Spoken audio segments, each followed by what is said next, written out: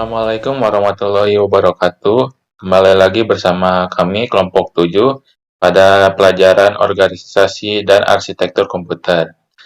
Nah, pada kali ini, kelompok kami akan membahas tentang hukum Moore dan konsep sistem operasi yang akan dijelaskan oleh saya sendiri, Apip Naufal Hafidz, Hendra Lesmana, dan Dian Septian Gandhi.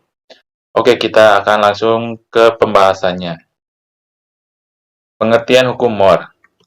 Hukum Moore adalah salah satu hukum yang terkenal dalam industri mikroprosesor yang menjelaskan tingkat pertumbuhan kecepatan mikroprosesor. Diperkenalkan oleh Gordon E. Moore, salah satu pendiri Intel. Ia mengatakan bahwa pertumbuhan kecepatan perhitungan mikroprosesor mengikuti rumusan eksponensial. Saat ini, hukum Moore telah dijadikan target dan tujuan yang ingin dicapai dalam pengembangan industri semikonduktor. Peneliti di industri prosesor berusaha mewujudkan hukum Moore dalam pengembangan produknya.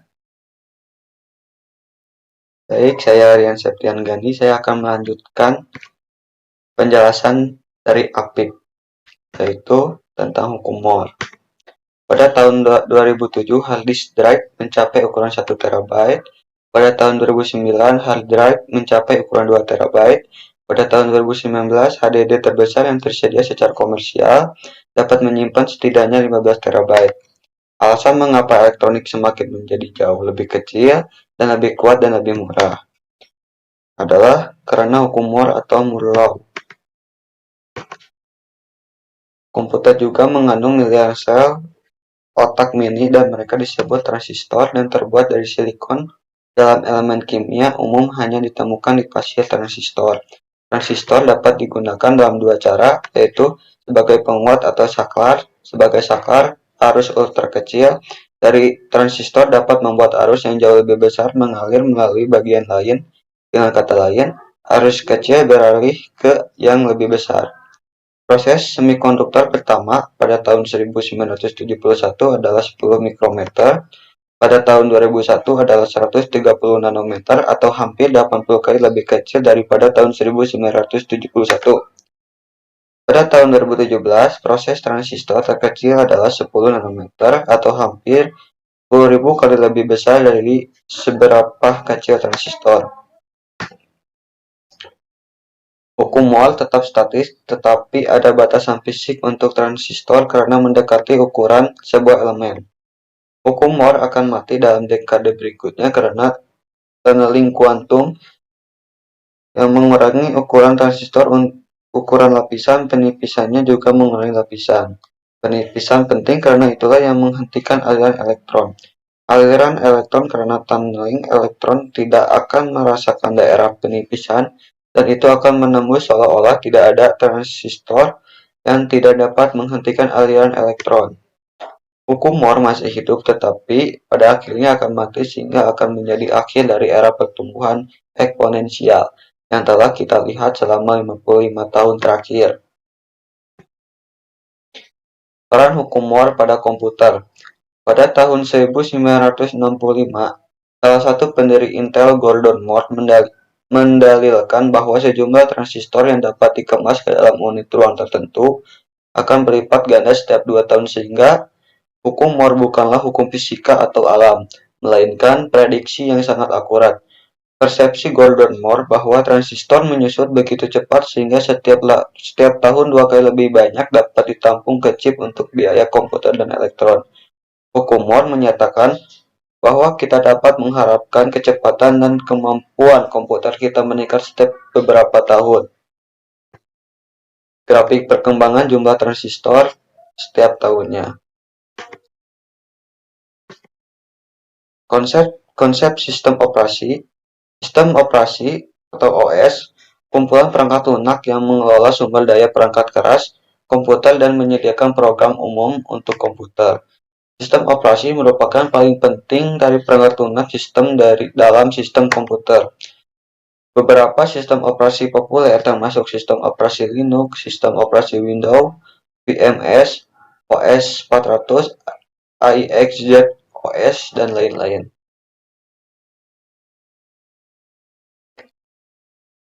Berikut adalah beberapa fungsi penting dari sebuah sistem operasi, yaitu manajemen memori, manajemen prosesor, manajemen perangkat, manajemen file, keamanan, kontrol atas kinerja sistem, mendeteksi kesalahan dan bantuan menyelesaikannya, koordinasi antara perangkat lunak dan pengguna lain. Selanjutnya yaitu manajemen memori. Manajemen memori mengacu pada manajemen memori utama atau memori utama. Memori utama adalah beragam kata atau byte di mana setiap kata atau byte memiliki alamatnya sendiri. Memori utama menyediakan penyimpanan cepat yang dapat diakses langsung oleh CPU. Agar program dijalankan, program harus dalam memori utama. Bismillah. Saya Hendra Semana akan melanjutkan penjelasan dari Rian Septian Gandhi. Manajemen memori. Sistem operasi melakukan kegiatan berikut untuk manajemen memori. Menyimpan jejak memori utama, yaitu bagian mana dari itu yang digunakan oleh siapa. Bagian apa yang tidak digunakan. Dalam multiprogram, OS memutuskan proses mana yang akan mendapatkan memori kapan dan berapa banyak. Mengoreksikan memori ketika sebuah proses memintanya untuk melakukannya. Bata mengalokasikan memori ketika proses tidak lagi membutuhkannya atau telah dihentikan. Manajemen prosesor. Dalam lingkungan multiprogram, OS memutuskan proses mana yang didapatkan prosesor, kapan dan berapa banyak waktu. Fungsi ini disebut penjadwalan proses.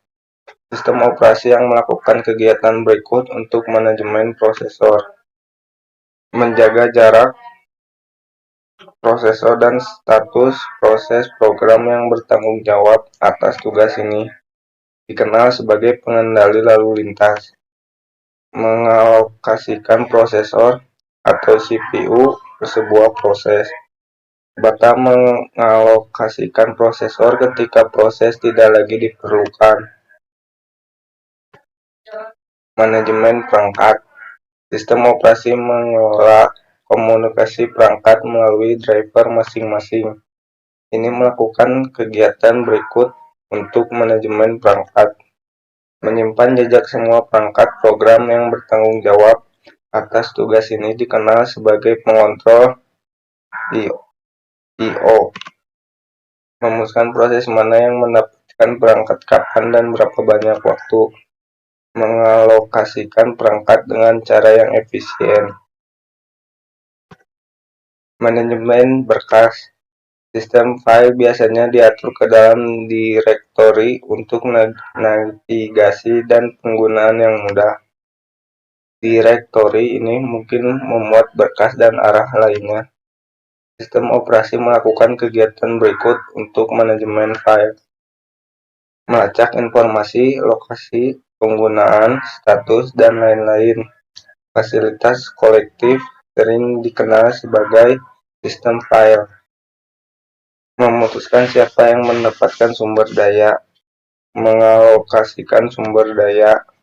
Membatalkan mengalokasikan sumber daya. Kegiatan penting lainnya. Berikut adalah beberapa kegiatan penting yang dilakukan sistem operasi. Keamanan dengan kata sandi dan teknik lainnya yang serupa mencegah akses tidak sah ke program dan data. Kontrol atas kinerja sistem penundaan perekaman antara permintaan untuk layanan dan respon dari sistem. Akuntansi pekerjaan. Melacak waktu dan sumber daya yang digunakan oleh berbagai pekerjaan dan pengguna. Galat saat mendeteksi alat bantu. Produksi DOM. Jejak pesan, kesalahan dan debugging dan kesalahan lainnya. Mendeteksi alat bantu. Koordinasi antara perangkat lunak dan pengguna lain. Koordinasi dan penugasan. Kompilasi juru bahaya, perakit dan perangkat lunak lainnya kepada berbagai pengguna sistem komputer. Kategori sistem operasi. Sistem operasi dapat dikategorikan sebagai berikut. 1. Single user, single talking atau SUST. 2. Multi user, single tasking atau MUST. 3. Single user, multitasking atau SUMT. 4. Multi user, multitasking atau MUMT. Single user, single tasking atau SUST. Satu komputer hanya bisa digunakan oleh user dan hanya bisa menjalankan satu program di satu waktu. Contohnya yaitu 1. DOS atau Disk Operating System. 2. MS-DOS atau Microsoft DOS, IBM Compatible. 3. PC-DOS atau Personal Computer DOS, IBM. 4. DR-DOS atau Digital Research DOS, Novell. Oke, saya akan melanjutkan penjelasan dari teman-teman saya sebelumnya, yaitu tentang multi-user single tasking, atau disingkat MUST. Satu komputer dapat digunakan oleh banyak user, namun tiap user hanya bisa menjalankan satu program atau aplikasi di satu waktu. Contohnya, Novell NetWare versi 3.x dan 4.x. Selanjutnya, tentang single user multitasking, atau disingkat SUMT. Satu komputer dipakai bersamaan oleh banyak user yang dapat menjalankan banyak program di satu waktu. Contohnya adalah Unix, Linux, FreeBSD, Sun Solaris, atau SO turunan Unix, atau Windows.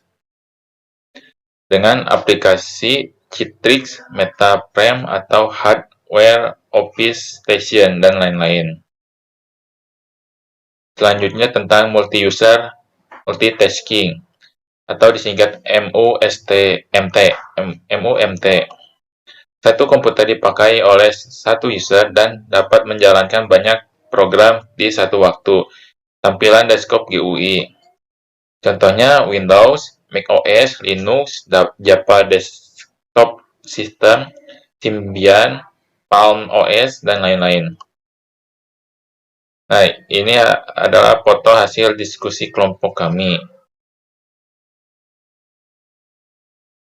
Sekian presentasi dari kelompok kami. Mohon maaf bila masih banyak kesalahan dalam pembuatan materi atau penyampaian materinya. Sekian dan terima kasih. Wassalamualaikum warahmatullahi wabarakatuh.